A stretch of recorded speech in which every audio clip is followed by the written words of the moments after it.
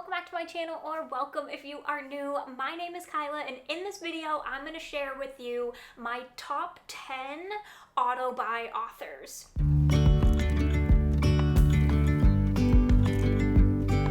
And by auto-buy, I really mean auto-read, because I mean, yes, my book collection is ever growing, but I don't have every single one of these authors' backlist books. Some of them I do, but some of them I don't. These are more just like go-to auto-read authors. Like if they put out a book, I am there. I am showing up for it. I would say no matter what. Maybe there might be a few exceptions, but pretty much no matter what. It means I love their writing, I have read most of their backlists and loved it, or I love their world building, etc. I just love multiple books from them, and like I'm going to show up whenever they publish a new author. And this is a growing list, so this could totally turn into a series and something I continue. So if you like this video, be sure to give it a thumbs up, and let's just go ahead and dive into the list. These are in no particular order because I cannot. These genres, there's just so much going on right now. We have young adult, we have fantasy, we have thrillers, like literally everything. So in no particular order, my first auto-buy slash read, I'm just gonna call it an auto-buy author, but you know what I mean, is Kate Alice Marshall. I have read almost all of her backlist young adult books, and now, of course, she isn't getting into writing adult, and this is her first adult thriller novel, but oh my gosh, I love her writing so much. She's so descriptive without it being too over the top, and she does creepy so well, in my opinion, especially in her young adults. Like, they are some of the creepiest books that I have ever read, and like, you wouldn't expect that because they are young adult, but she smashes it out of the park every single time. These Fleeting Shadows is one of my favorite books. I love it. I literally, like, my jaw was on the floor, and I just love that she also takes a lot of risks in her books, because a lot of her books are kind of on the horror slash thriller side, a little bit more horror than they are thriller. This is a thriller, but her backlist books, a lot of them are a little bit more horror than they are thriller, and they are done so well. She takes risks that like I don't see a lot of other authors do, and also what I love is that she will always put in a double or like triple twist where you're like, wait, what? And you just feel like you have a whiplash going on. So like I said, these Fleeting Shadows and Rules for Vanishing are probably my top two from her and young adult, but I also really enjoyed What Lies in the Woods. I just think it was incredibly done, and while this is a very like simplistic thriller, and I know this is getting a lot of backlash because it is kind of reminiscent almost exactly to like an actual real life case, and at no point does she actually mention that, so I understand that, but in my opinion this is a very like basic kind of straightforward thriller, but it's executed so well in my opinion, and it has so many of the elements that I really enjoy. So I love her writing, I love her twists, I love her characters as well. She really does just bring them to life, and I love that she takes a risk. So Kate Alice Marshall is definitely an auto-buy author for me. The next author actually writes in thriller and romance, so I'm specifically talking about her thriller books, and that is Ashley Winstead. In My Dreams I Hold the Knife is one of my favorite thrillers of all time. Like, this book I think about all of the time. It has so many things that I enjoy in thrillers. It's dark academia, it involves a toxic friend group, we have flashback chapters to the past, and then we're also in the present, and we also have an unreliable narrator. I just like, she nailed this one for me. This is like spot on my kind of thriller, and even though The Last Housewife wasn't necessarily my favorite, I just love her writing style and her storytelling, especially in thrillers. Like I said, I haven't read her romance books, so maybe I would feel the same way too, but I'm not a big romance reader, so I'm more talking about her thrillers, but I do just love her storytelling, and I also love that she kind of dabbles in a lot of different tropes. Like this one, like I just listed all of those things for you, and then The Last Housewife definitely had more like gruesome, dark, culty vibes to it. So I like that we kind of always get something different, and the plot twists are always something different. I have another author on this list where that's not always the case, but I still enjoy it. But I like that it's always something different and you don't necessarily know what to expect. Although I would love if she would do another toxic friend group, because man, she just does it so well. I love it. I freaking love this book, and at this point, like I said, even though I didn't enjoy The Last Housewife like as much, she is definitely one that like I'm always on the lookout for, and I'm like, next time you come out with another thriller, I'm here. I'm gonna read it. The next author on this list also spans genres. She writes horror, she writes fantasy, she's written short stories, like really does so much, and I am talking about T. Kingfisher. I am obsessed with T. Kingfisher's writing, okay? I have two of her fantasy books right here. I have Nettle and Bone and A Wizard's Guide to Defensive Baking. So we also span from adult to young adult / middle grade as well. Like, she really can do it all. And I just love her writing so much. I am obsessed with how she brings her characters and her stories to life. I have not read a book from her where I have not enjoyed the characters. And like, that's saying a lot, because usually there's one or two characters in a book where I'm like, oh, could do without you. Oh, could do without you. But like, she writes them all so interesting. This Nettle and Bone is probably my favorite book from her that I've read, but I also just read A House with Good Bones, and I really enjoyed that one. I have not caught up on her entire backlog. I am still working my way through it, but from what I've read from her, she is definitely an auto-buy, auto-read author. Like, I cannot stop myself.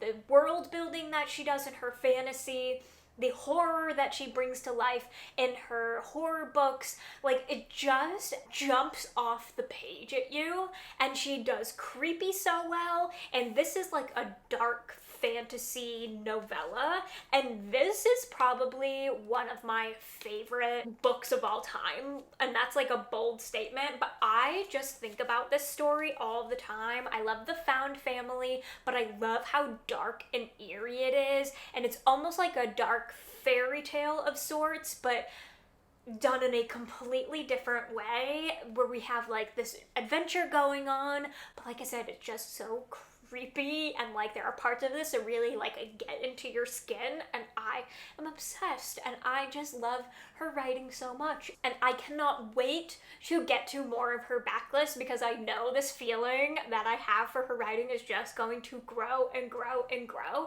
And like, even if I don't enjoy necessarily the plot or what's going on, I know that I'm always going to have a good time because her writing is so good. And she's also really funny. She puts a lot of humor into her books, especially satire, and I really appreciate that. While not being a fully sarcastic person myself, I gravitate towards sarcastic personalities. I don't know what it is, I just find it so funny, and so I love that she puts that into her books too. It's just that extra element that just makes me giggle, and I'm here for it. My next author, I've actually had a book that I really loved from them, and one that was just okay, but the world building for this author just sucks me in so much that I have to include her on this list, and that is Sarah Penner. I freaking loved The Lost Apothecary. I know there were a lot of people who didn't enjoy this one.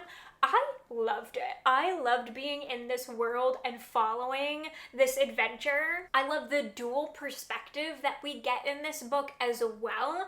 And she is just so good at bringing historical times to life, but in a way that's so enjoyable. Like, historical fiction isn't necessarily my thing, but when you have historical fiction that's mixed with a bit of fantasy, and it's written so good.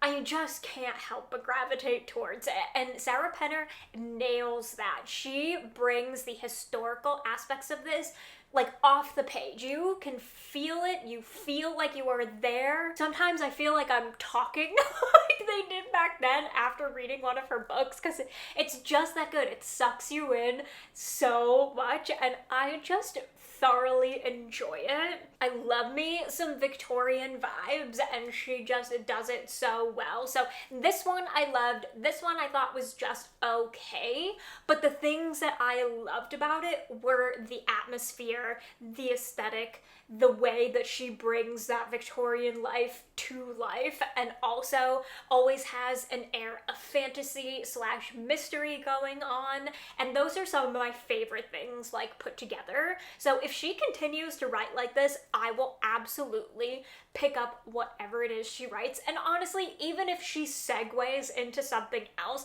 I will 100% be there for it, because I'm just so curious what else she's going to do. These books, while not being like the same, are along similar vibes where we have that historical element to it, we have a bit of fantasy. In this one, it's a little bit more magical, and I just love it. I love the combo of everything going on in here, and I also really love the characters as well. While this one, I wished that one character had come to life a little bit more, and I think I would have enjoyed it a little bit more.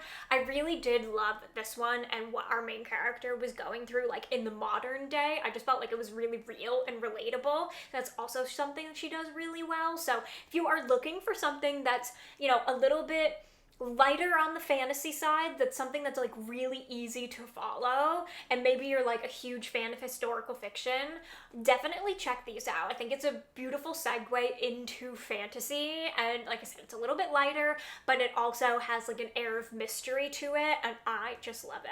I want to reread this because it has been a bit since I have, and I just feel like I need to be in this world again, so maybe that'll have to happen soon. But definitely she is one of my auto-buy authors. And then we have an author that can do no wrong, in my opinion, in the horror world. I have read all of his backlist books, and I just get lost in them every single time because of his writing style and the creep factor that he is able to put into these stories in such a short amount of time is just baffling to me. And his mind, like, I don't understand the way it works, but I also am so grateful for the way it works. Let me just get to it. It is Ian Reid.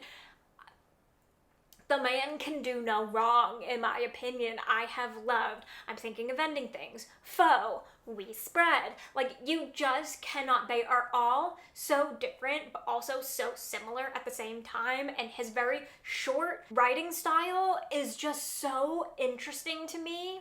It just makes you want to binge the book. Like, you cannot help but binge it. You cannot help, like, you can't stop. You have to look away. And they are all on the shorter side, which I also love. But, like, the chapters are quick, and this one in particular, like, the page breaks in here are so, like, there's so many page breaks, and it just keeps you wanting to turn the page. Like, look at this. The writing is so far apart, but it's so good. And he does creepy in a real life way so well, especially in this one, and I'm Thinking of Ending Things. Those two in particular, like, I felt in my bones. This one was more of a emotional ride, and an emotional way that I felt it in my bones, where I'm Thinking of Ending Things literally was like getting under my skin and just making my skin crawl in the worst slash best possible way. He just has such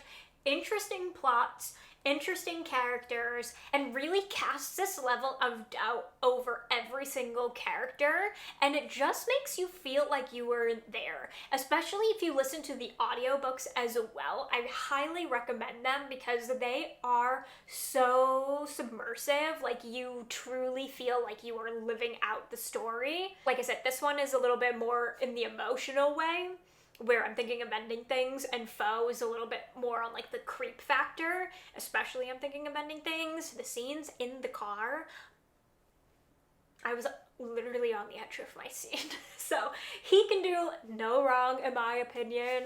I love Ian Reid. I will read whatever this man puts out. I am obsessed and I just cannot wait to see what he comes out with next. This next author, I have binged her entire backlist this year. Like started at the end of last year into this year. I literally could not stop.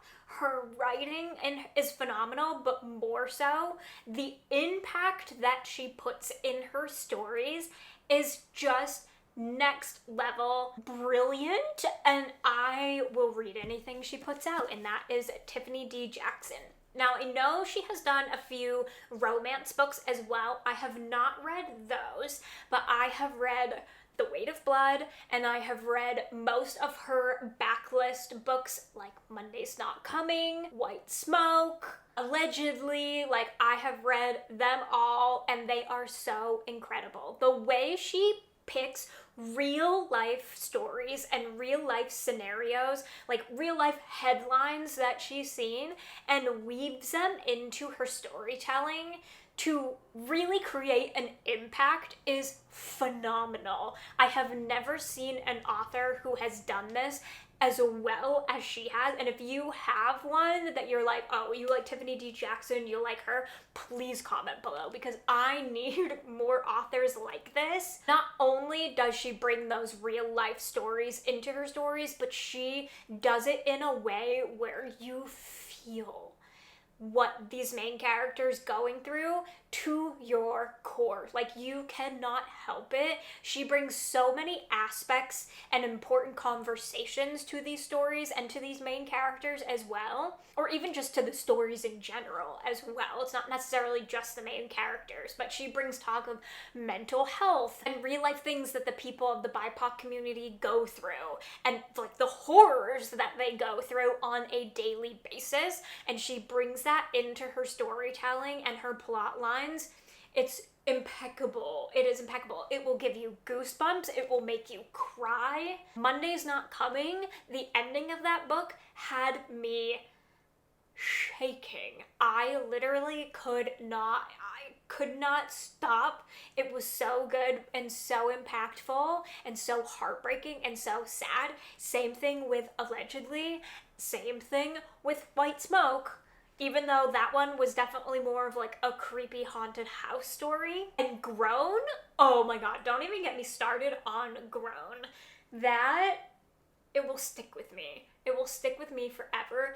Also, The Weight of Blood. This is one of my favorite books of last year. I cannot stop thinking about this book. It is so well written. This is like a Carrie retelling in the modern way, but also talking about a real life scenario where there was a school in the South who was still segregating the proms into white and black, and like how disgusting that is and what these students went through. So you can imagine how she put that into this story of our Carrie retelling and what our main character Maddie went through. She's actually biracial, and oh my god, the impact that this story leaves is just something that I will forever think about. And she does that with every single one of them. I could say it like a million times, but if you are looking for stories that make you feel, that bring characters to life, that also cover modern day topics of conversation and doing it in a way that's going to really stick with you,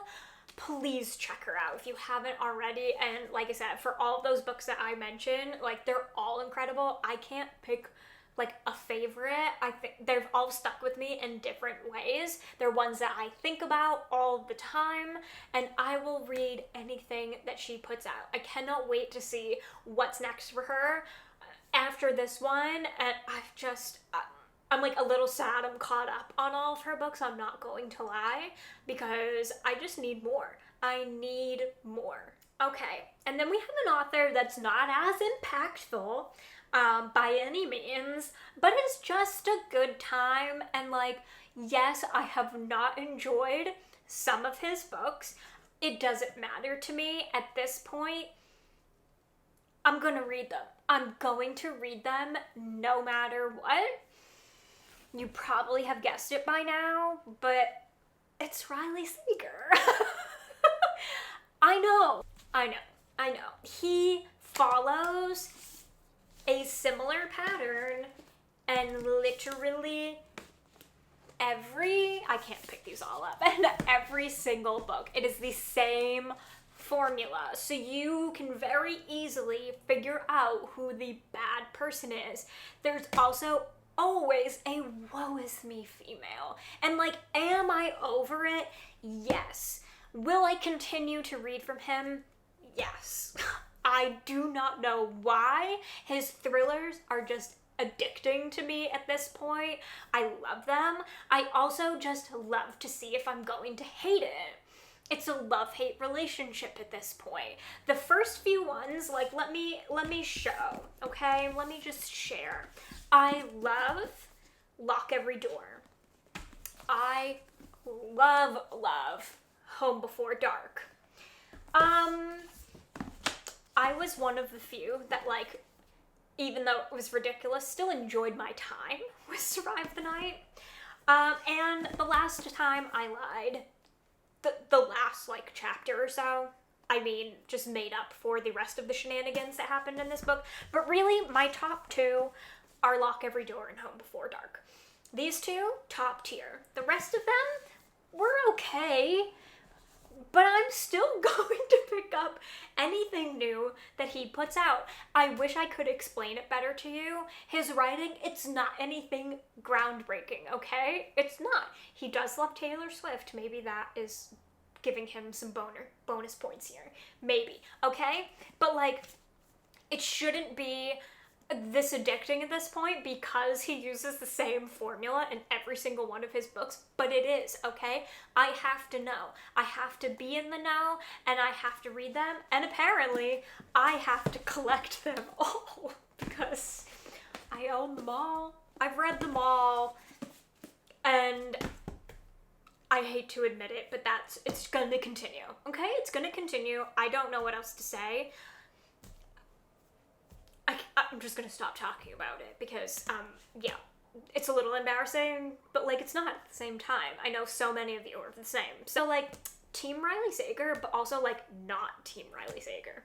Okay, my last two are fantasy authors, and this next one has only had one book so far, but, like, I know in my core that they will be an auto-read author for me, and that is Travis Baldry. Do I own 2 copies of Legends and Lattes? Yes, I do.